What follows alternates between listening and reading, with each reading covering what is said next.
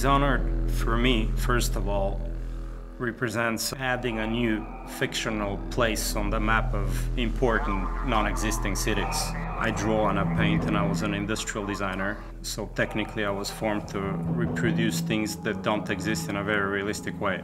And my tools are mainly light, architecture, and composition. So science fiction cities are my specialty. Industrial designers are again formed and trained to create things that don't exist and to make them appealing. And industrial design in itself is fiction. I specialized in advanced prototypes for non-existing cars, which are absolutely dream objects. And that's why the training is very useful. And historically, people like Sid Mead, who's designed Blade Runner, was an industrial designer, and he had the attention to detail and to craftsmanship to make up a world and make it very believable. So it's a very obvious relationship between science fiction and industrial design. So in Dishonored, you play a supernatural assassin in a steampunk city called Dunwall. And the game has what I would describe as a non-photorealistic art style, led by Sebastian Maton and Victor Antonova. When we first started the project, Raph and I kept saying, this is London 1666. It was the last year of the plague and the year of the Great Fire. The city of London at that point is pivotal to the world and pivotal to history. The early creative influences were historical architectural pictures of London and maps of London. Start with a location. Where is this taking place? All kinds of representations from different artists, painters, photographers, and filmmakers. As a visual designer, Victor works kind of like a historian. He really proceeds with what-if scenarios. So, okay, what if instead there was this event happen in history? We looked at specific rooftops, specific smokestacks, and facade ornaments that were very specific only to London and to no other city. When the first design come back is that it looks very real, even though it's not, but it's kind of believable because our brain kind of processes it in a way which just looks like, oh wow, that looks like a place that could exist. And that's why I think his methodology is so powerful to people. Donc on a étudié en gros les fogs, la nuit, la pluie, les skies qui sont très bas en fait et qui pèsent sur l'expérience du joueur. C'était vraiment une approche qu'on avait de ne pas faire un jeu où il fait soleil, très beau. C'est comment infiltrer la lumière, donc c'est tout ce qu'on a étudié en allant à Londres. Et ensuite pour le retranscrire dans le jeu, il a fallu faire un petit peu de développement technique pour essayer de modifier la façon dont réagit la lumière avec les éléments du jeu vidéo, c'est-à-dire dans le brouillard, si on peut faire des haze et faire bloomer nos lights. C'est un bon setup pour un jeu vidéo. Et c'est une ville qui comporte une rivière, donc c'était très important pour nous, pour les missions qu'on fait dans notre jeu. En fait, on n'a pas l'approche classique du jeu vidéo. On a vraiment voulu revenir à des bases classiques d'art pur, c'est-à-dire les références qu'on a. Elles n'ont rien à voir avec... on ne fait pas de recherche sur Google, on ne cherche pas à faire de choses génériques, on veut vraiment créer quelque chose d'unique.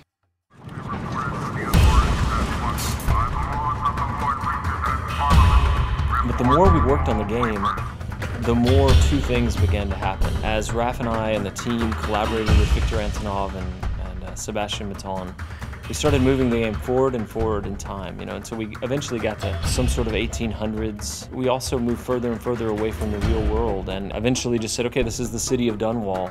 We were somewhere in this time period where there's a lot of technology, but there's a lot of mechanical technology going on. So we based everything on suspension, steam, and basic fuel. We wanted to bring some rock and roll into that and some modern elements. So we started adding more science fiction element, pulling it forward in time and including technologies from probably mid-19th century. So this was just one foundation, one layer. Up on this layer we built what happened to the city 30 years later, 70 years later, etc. Technology and the machines in Dishonored have again a specific narrative function. They tell the story of the ruler of the country who has a flair for industrial design and progress. So he's building bridges and buildings and fences and devices to modernize the city and to crush and oppress people as well.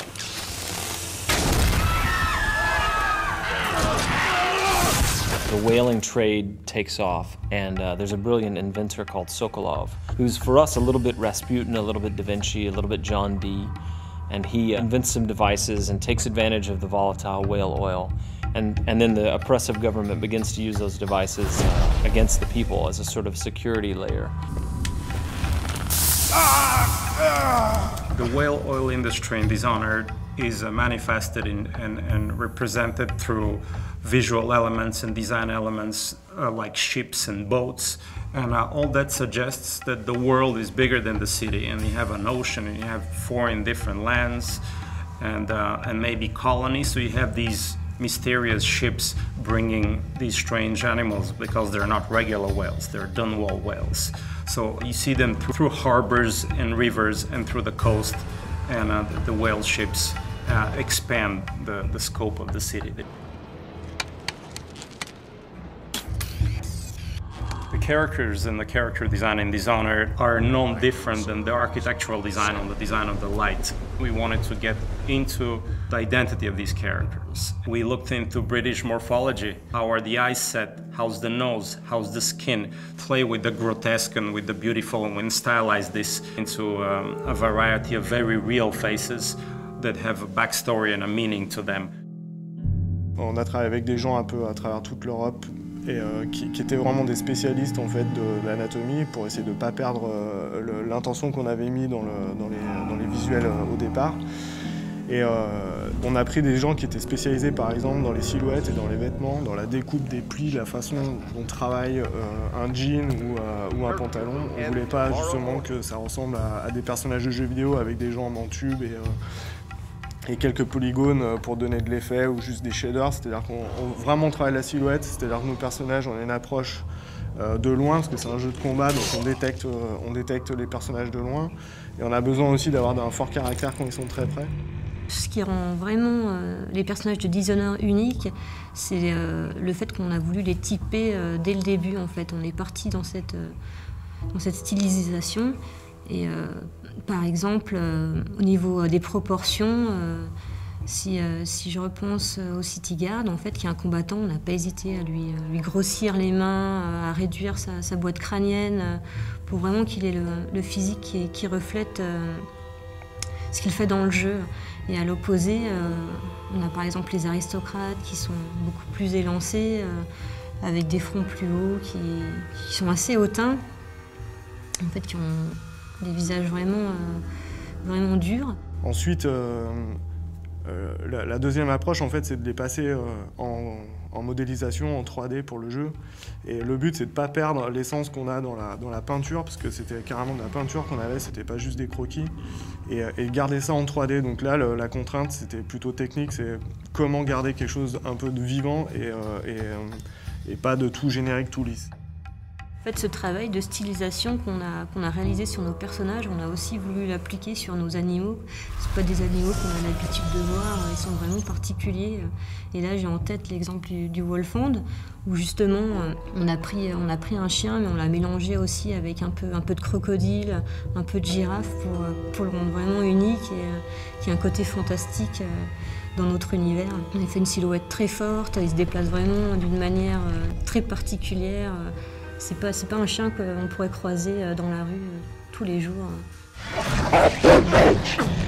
For Dishonored, we worked with Blindlight, which is a great company out in LA, who not only helped us find some really great actors to fill all the roles, but also we worked with a few key people that we picked out that you would call like celebrity talent. You know, the game is mostly an action game, but it's also got some role-playing game-based elements. For some of the characters, we had a list of people we wanted to go after. Brad Dourif plays our character Piero, who's a craftsman, artificer, natural philosopher. Damn Sokolov! He will haunt me to my grave. Chloe Grace Moretz was good enough to lend her voice to a character named Emily, who's quite important. I love getting in the booth and just kind of playing with the different voices and sounds and stuff you can make and trying to really get the acting through onto the video game. Susan Sarandon, I'm older, so I'm a big fan of hers from even as far back as the Rocky Horror Picture Show days. And she plays an interesting character that I don't want to say too much about right now. So those guys bring their own ideas to what the character's feeling and the intensity. And so just talking purely in narrative terms, I think the voice actors add a level of polish and help the player just sort of like empathize with what's going on. I want the Dishonored world to leave a souvenir and a memory in the player as if they had really been to this place and it moved them. And I hope it would stay in fiction as one of the places that will give people goosebumps and shivers.